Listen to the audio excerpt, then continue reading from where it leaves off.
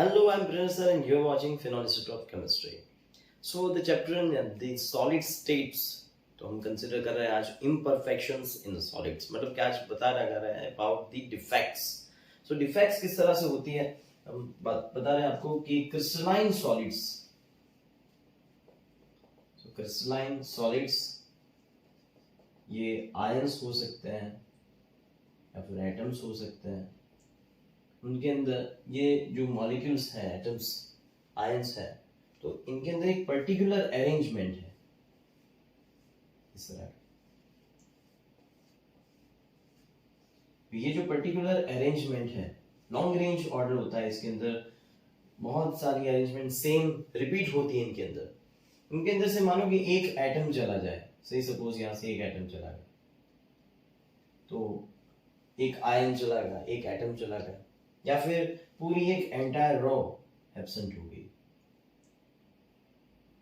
Right किस तरह से एक एंटायर रॉस एब्सेंट हो जाती है तो जब ये एब्सेंट हो जाती है तब इनके जो प्रॉपर्टीज है वो भी चेंज हो जाती है और ये जनरेट करती है डिफेक्ट्स तो डिफेक्ट्स के अंदर बेसिकली दो टाइप की डिफेक्ट है the one that is a point defect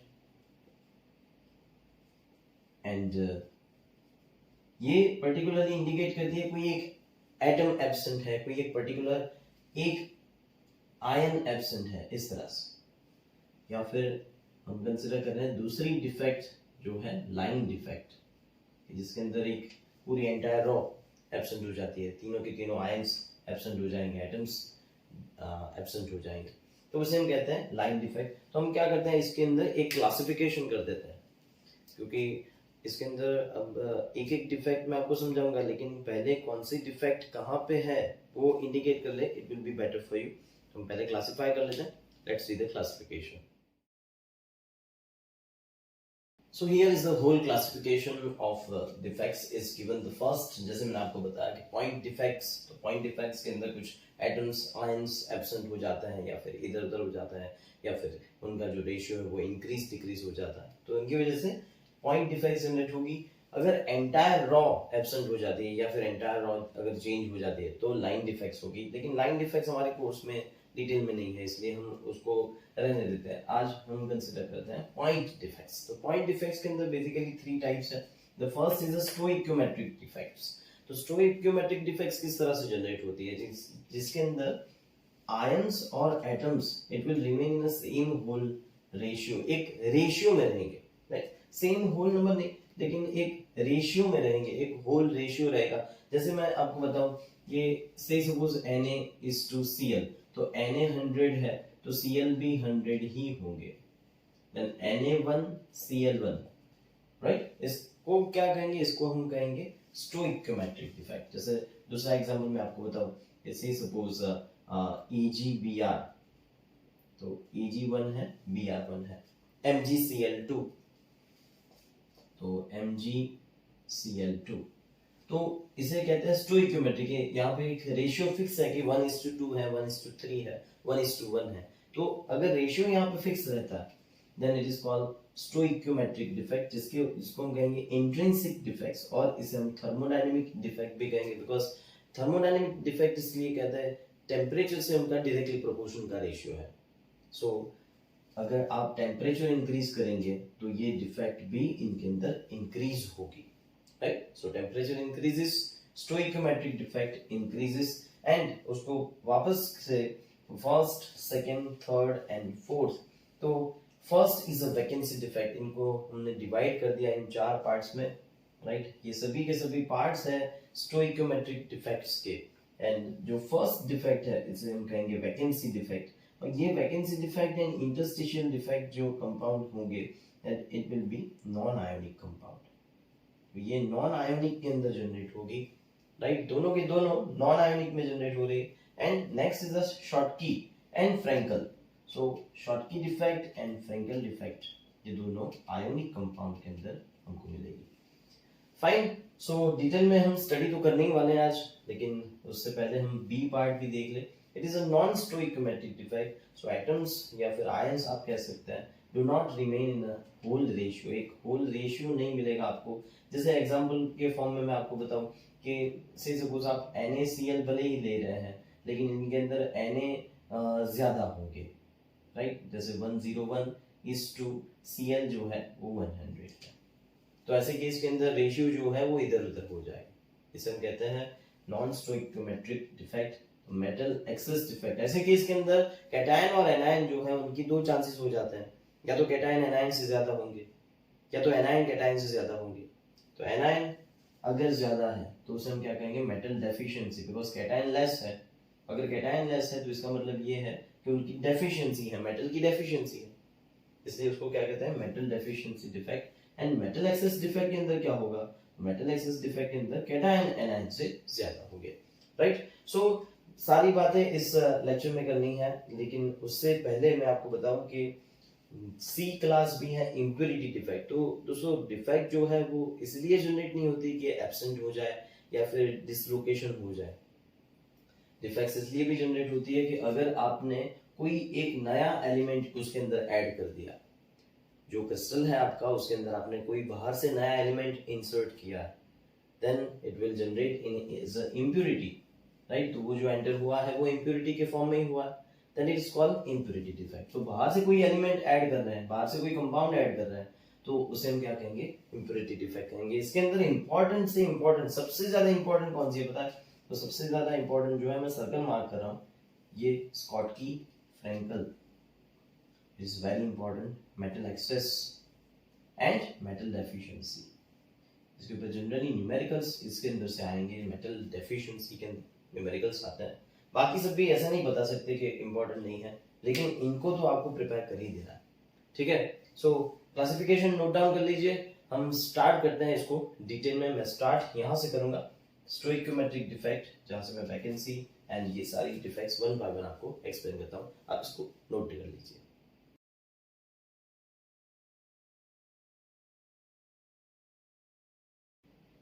सो दोस्तों स्टोइकियोमेट्रिक डिफेक्ट के अंदर हम बात कर रहे हैं नॉन आयोनिक कंपाउंड्स के बारे में, जिसके अंदर एटम्स जो कंस्टिट्यूएंट पार्टिकल्स हैं, आयंस नहीं है। वैसे केस के अंदर क्या होगा, वैसे केस के अंदर दो डिफेक्ट्स जनरेट होगी, the one that is the vacancy defect and second is the interstitial defect. Again I repeat, non ionic के अंदर ये दो डिफेक्ट्स होगी, और इसके अंदर मैंने डेफिनेशन बताई है, आपको ऐसे शॉर्ट नोट के फॉर्म में भी लिखना तो भी लिख सकते हैं आपकी definition, and then after here also definition, फिर फिगर ड्रॉ करिए एंड डेंसिटी इंक्रीज होगी या फिर डिक्रीज होगी, बस आपको यही बताना है और कुछ नहीं। तो when some of the lattice sites are vacant, तो some of the lattice sites are vacant का मतलब क्या है कि से सपोज मैंने यहाँ पे फिगर बताई, फिगर से आप जल्दी समझ जाएंगे। तो से सपोज ये एब्सेंट हो जाता है, ये lattice साइट है, ओके, ये एब्सेंट हो जाता है, उसकी जगह पे क्या हो जाएगा, एक void जनरेट हो जाएगा, होल जिसे हम कहेंगे void, राइट। तो यहाँ पे एक होल जनरेट हो जाएगा, ये एब्सेंट है, ये पूरा क्रिस्टल के अंदर से जो लेटाइस होता है, राइट। तो लेटाइस के अंदर से जो लेटाइस की साइड्स हैं, ये साइड है, ये साइड, वो एब्सेंट हो जाती है, तो क्या जनरेट होगा, then crystal is said to have vacancy defect. तो ऑब्वियसली आप देख सकते हैं कि इनके अंदर वॉल्यूम जो है वो इंक्रीज हो रहा है, एंड वो क्या रहा है यहाँ पे, तो एटम्स डिक्रीज हो रहे हैं। तो एटम्स अगर डिक्रीज हो रहे हैं, वॉल्यूम अगर इंक्रीज हो रहा है, तो इसका मतलब क्या हुआ, मतलब यही हुआ डेंसिटी यहाँ पे क्या होगी, डेंसिटी यहाँ पे डिक्रीज होगी, right. So density decreases here because mass less हो रहा है, वॉल्यूम इंक्रीज हो रहा है, ठीक है। मास से तो इसका मेन फोकस है, तो मास ही अगर लेस हो रहा है तो डेंसिटी इज इक्वल टू क्या, density is directly proportional to mass upon volume. Density यहाँ पे क्या हो रही है, तो डेंसिटी डिक्रीज हो रही है। दूसरी बात, इंटरस्टिशियल डिफेक्ट के अंदर क्या होगा, then some constituent particles, atoms और molecules occupy the interstitial sites, मतलब कि एटम्स जो है वो कहीं जा नहीं रहे हैं, एब्सेंट नहीं हो जाएंगे, लेकिन सिर्फ और सिर्फ ये जो से सपोज ये एटम है यहाँ से निकल के यहाँ पे आ जाएगा, राइट, और यहाँ से निकल के यहाँ पे आ जाएगा, ओके। सो ऐसे केस के अंदर जो इंटरस्टिशियल डिफेक्ट है, तो उसको हम क्या कहेंगे, इसको हम कहेंगे कि मास एज इट इज है, लेकिन यहाँ पे आप देखिए कि पर्टिकुलर पॉइंट्स के ऊपर वॉल्यूम डिक्रीज हो रहे हैं, तो साथ ही साथ दूसरे एटम्स तो होंगे ही जो इनको ऑक्यूपाई कर लेंगे, मतलब कि अल्टीमेटली वॉल्यूम यहाँ पे क्या हो जाता है, डिक्रीज हो जाता है, then density d is directly proportional to mass upon volume. Volume जो है यहाँ पे किसी और एटम से भर जाएगा। और दूसरी बात ये है कि मास एज इट इज है, इनको हम इंटरस्टिशियल साइट्स कहते हैं। चार एटम के बीच की जो जगह है इसे हम क्या कहते हैं, इंटरस्टिशियल पोजीशन, इंटरस्टिशियल साइट्स। तो ये इंटरस्टिशियल साइट्स पे एटम्स कुछ एडजस्टमेंट करके आ गए, अगर यहाँ पे आ गए तो वॉल्यूम जो है वो क्या हो जाएगा, तो यहाँ पे वॉल्यूम डिक्रीज हो जाएगा। सो अगर वॉल्यूम डिक्रीज हो जाएगा तो डेंसिटी इंक्रीज होगी। ऊपर से मास कांस्टेंट है, मास नहीं बदल रहा, ठीक है। तो अगर वॉल्यूम डिक्रीज हो रहा है देन डेंसिटी यहाँ पे क्या हो रही है, इंक्रीज हो रही है, राइट। आप ऐसे इसके लिए यहाँ पे वॉल्यूम ना समझिए कि सर आप कहेंगे सर यहाँ पे तो वॉल्यूम इंक्रीज हुआ क्योंकि ये पोजीशन तो खाली होगी। ये पोजीशन कहीं खाली नहीं हुई है, राइट। से सपोज ये एटम यहाँ पे आ गया तो ये एटम दूसरे एटम्स को थोड़ा सा धक्का देके ऊपर चला जाएगा। और दूसरी बात, यहाँ पे तो एब्सेंट ही हो रहे थे, अगर एब्सेंट हो रहे हैं एटम तो उनका जो वॉल्यूम है, वॉल्यूम क्या हो रहा है, यहाँ पे इंक्रीज ही हो रहा है। तो वॉल्यूम अगर इंक्रीज हो रहा है, मास अगर डिक्रीज हो रहा है तो डेंसिटी ऑब्वियसली कैसी होनी, डिक्रीज हो रही है। लेकिन यहाँ पे मास एज इट इज है बिकॉज एटम्स कहीं पे गए नहीं है, एटम्स तो उसी की जगह पे हैं, सिर्फ डिसलोकेट हुए हैं। अल्टीमेटली मैं ऐसा बता सकता हूँ, डिसलोकेट हुए हैं। एटम तो क्रिस्टल में ही है, लेटाइस पॉइंट से सिर्फ शिफ्ट हुए हैं। तो मास जो है वो एज इट इज है, लेकिन वॉल्यूम डिक्रीज हो जाएगा। वॉल्यूम अगर डिक्रीज हो जाएगा देन डेंसिटी यहाँ पे क्या हो जाएगी, इंक्रीज हो जाएगी। तो ये बात थी नॉन स्टोइकियोमेट्रिक, सॉरी ये बात थी स्टोइकियोमेट्रिक डिफेक्ट और उसके अंदर नॉन आयोनिक कंपाउंड्स के बारे में। अब हम जानते हैं कि आयोनिक कंपाउंड्स के अंदर स्टोइकियोमेट्रिक डिफेक्ट क्या होती है, let's see. So when the stoichiometric defect is generated in the ionic type compounds, so उसके अंदर Frankel defect and Schottky defect, these are two examples। और उसके अंदर हम समझ रहे हैं Frankel defect, इसको दूसरा नाम से कहते हैं, second name of this is also known as a dislocation defect। So dislocation defect होती क्या है, पहले तो मैं आपको बता दूं, it is present in ionic solids। तो आयंस जहाँ पे प्रेजेंट है उसी के अंदर ये डिफेक्ट प्रेजेंट होगी। दूसरी बात, एग्जांपल्स मैंने ऑलरेडी बता रखे हैं, zinc sulphide, silver chloride, silver bromide, silver iodide, तो ये सभी इसके एग्जांपल्स हैं। तो इसके अंदर जो डिफेक्ट है वो किस तरह से जनरेट होती है, से सपोज ये एक एटम है तो ये एटम अपनी पोजीशन यहाँ से चला जाता है, ठीक है।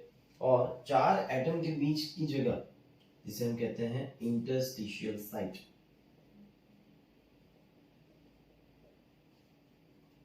यहां पे आके ज्वाइन हो जाता है इस तरह से, ठीक है। ऐसा दूसरा एटम भी करता है, तीसरा एटम भी करता है, बहुत सारे एटम से ऐसे करते हैं। चार एटम के बीच की जो जगह आती है उसे हम क्या कहते हैं, इंटरस्टिशियल पोजीशन। तो ये इंटरस्टिशियल पोजीशन के ऊपर आके रुक जाता है यहाँ पे, तो मेन पोजीशन के ऊपर क्या हो जाएगा, जगह खाली हो जाएगी ऑब्वियसली, है ना।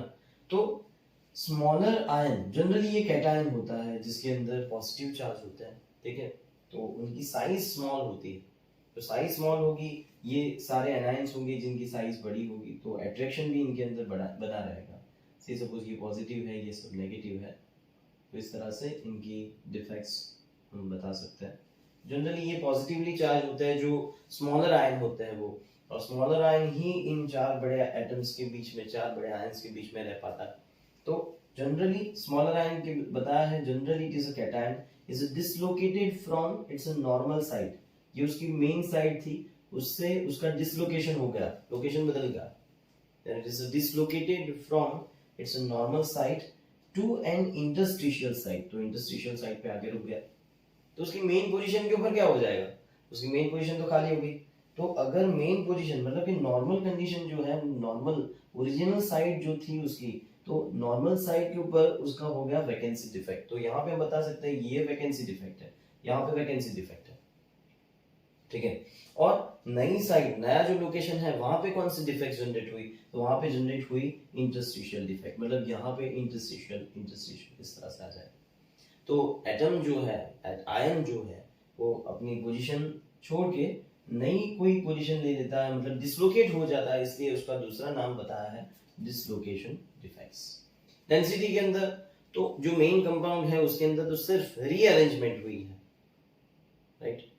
यहाँ पे कोई पॉइंट से ये निकल नहीं गया है, क्रिस्टल में से निकल नहीं गया है, लेटाइस से निकल नहीं गया है, सिर्फ उसकी पोजीशन चेंज हुई है। तो अगर पोजीशन चेंज हो रही है तो डेंसिटी के अंदर देयर इज नो चेंज, ठीक है। बिकॉज यहाँ पे आप कहेंगे सर यहाँ पे तो वॉल्यूम इंक्रीज हुआ, तो मैं यहाँ पे बोलूंगा ना यहाँ पे वॉल्यूम डिक्रीज भी तो हुआ, यहाँ पे वॉल्यूम आप देख सकते हैं डिक्रीज हो रहा है, यहाँ पे वॉल्यूम इंक्रीज हो रहा है, मास भी सेम है, वॉल्यूम भी सेम है।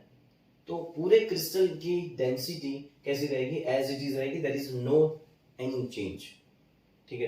कहाँ पे ये प्रेजेंट होगा, तो जहाँ पे साइज ऑफ एनायन, बिकॉज चार बड़े एनायन के बीच में,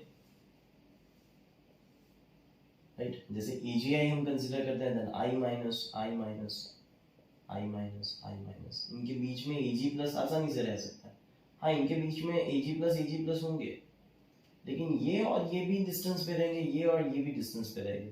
तो Ag प्लस जो है वो कैटायन है, स्मॉलर साइज है इसकी, तो आसानी से यहाँ पे रह सकता है। इसलिए size of anion must be greater than size of cation. ये एनायन है, ये कैटायन है, plus charge is a cation and negative charge is anion. तो साइज ऑफ एनायन बड़ी होनी चाहिए साइज ऑफ कैटायन से।